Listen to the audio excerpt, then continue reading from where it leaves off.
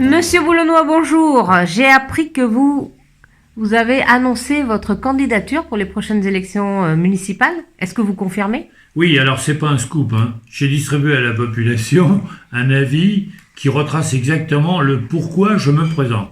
Et cette brochure a été distribuée dans toutes les boîtes à lettres, donc je ne peux que confirmer ma candidature.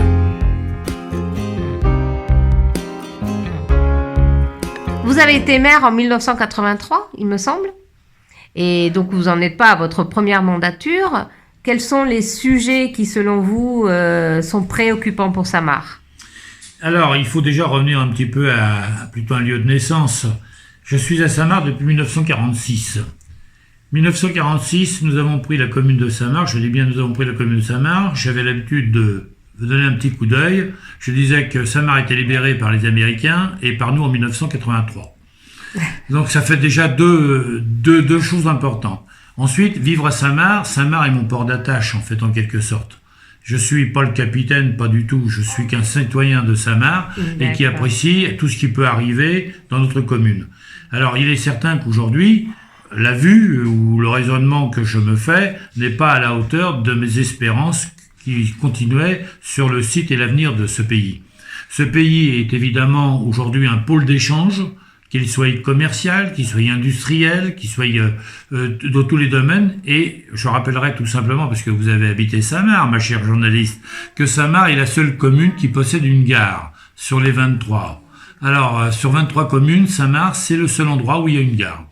Donc, elle nous donne des atouts et à un moment donné, nous avions également dans Saint-Marc différentes sociétés qui travaillaient. Maintenant, le fait est que c'est pas forcément la banlieue parisienne et on a toujours dit 3 dictons. Il nous fallait l'habitat, il nous fallait le travail et il nous fallait le loisir. Il suffit simplement d'employer ces 3 mots-là pour en trouver des successions d'affaires ou d'événements ou de bâtiments qui puissent répondre à ces questions. Alors, vous êtes gentil, j'habite effectivement Saint-Marc. En parlant de gare, moi, je suis très déçue. Je n'ai plus de parking gratuit. Alors, comment ça va se passer tout ça ? Oui, alors, ça nous ennuie un peu, ça. Ça m'ennuie, je l'ai dit d'ailleurs à monsieur le maire, sans aucun problème, et sans état d'âme. Nous avons payé une première fois avec nos impôts, nous avons payé par le conseil régional, nous avons donc payé le parking, qui a été donné à titre gratuit. Aujourd'hui, on se retrouve par une négociation qui a dû se faire, bien évidemment on n'est pas au courant de cette situation-là, en mettant au pied du mur, comme le maçon est au pied de son mur, on nous a dit maintenant le parking il est payant. Ce qui amène évidemment à tous les gens qui sont ici, ils ont suffisamment d'impôts, ils ont suffisamment de difficultés pour venir, c'est des heures supplémentaires, et aujourd'hui on transporte tous ces gens-là vers la gare du Nord d'une certaine manière qui ressemble plus encore à des animaux que des êtres humains. Donc c'est quand même un drôle de problème tout de même. Quand on va prendre un équipement comme celui de la gare, maintenant je me félicite que tout à fait ils commencent à regarder du public. Essayez de monter un bâtiment sans WC, sans rien du tout. Et c'est exactement ce qui se passait à la gare de Saint-Marc.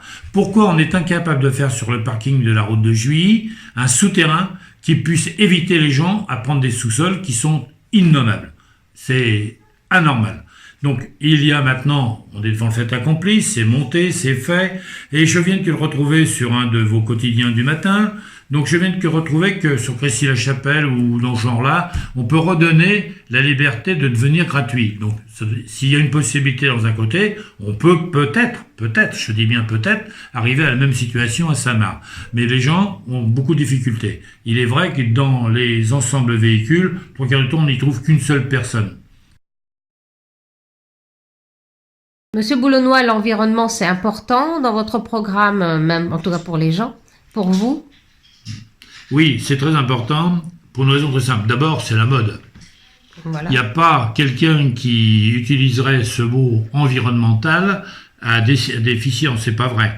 Donc nous avons un poumon vert qui s'appelle le Bois des Sables, dont nous possédons actuellement 13 hectares. Ces 13 hectares ont été saccagés je répète bien le mot, saccagé. Le parcours de santé inutilisable, il n'existe plus non plus. Donc il y a beaucoup de travail à faire dans le cadre de l'environnement. Ensuite, je regretterai, comme tous mes collègues, enfin des collègues, si je peux encore exprimer ce mot-là, sur les gens du voyage, qui utilisent largement tous les emplacements, sur les motos qui circulent dans le bois et le vélo, dont ils nous ont causé un accident grave. Donc je pense qu'il est temps qu'on s'en occupe et qu'on s'en préoccupe surtout. Car le chemin qui était destiné aux promenades dans le bois des sables, il est complètement obsolète. Donc il faut rebâtir et reconstruire cette affaire-là. On a fait des jardins de plaisance pour les employés ou les gens de la commune. J'ai trouvé que c'est une belle situation, mais c'est quand même contigu à exactement ce bois des sables. Et je souhaiterais que le bois des sables reprenne sa fonction initiale, qui était un lieu de promenade et de villégiature, où même les enfants pouvaient y trouver beaucoup de plaisir. Monsieur Boulonnois, il y a un sujet qui préoccupe énormément la population de Saint-Marc, c'est la cantine. Parce qu'on parle d'amiante, il y a quand même de gros soucis dans cette cantine. Est-ce que vous en avez parlé à votre équipe? Comment ça va se passer? Oui, habitant de Saint-Marc, n'ayant plus d'enfants en scolarité, je ne suis pas absent d'une préoccupation dont tous les citoyens en font la leur. C'est-à-dire que je m'exprime.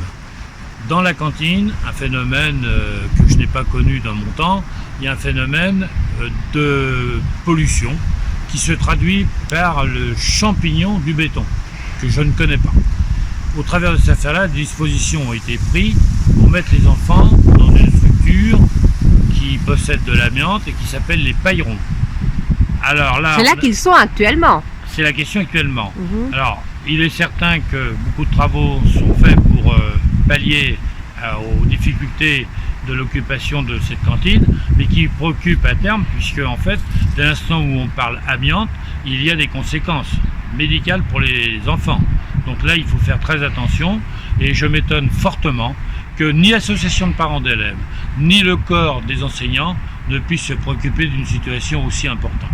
Et nous, c'est notre préoccupation première, c'est l'objet numéro 1, où on tentera de faire une restauration par évidemment un autre dispositif qui est ce qu'on appelle les circuits courts aujourd'hui, des maraîchers de place, de façon que même en suivant les conseils du département, qui vont s'atteler au même sujet pour toutes les cantines de la Seine-et-Marne, il va donc y avoir une priorité. Nous, notre priorité numéro 1, le premier projet qui puisse arriver sur la table, ce sera la restauration.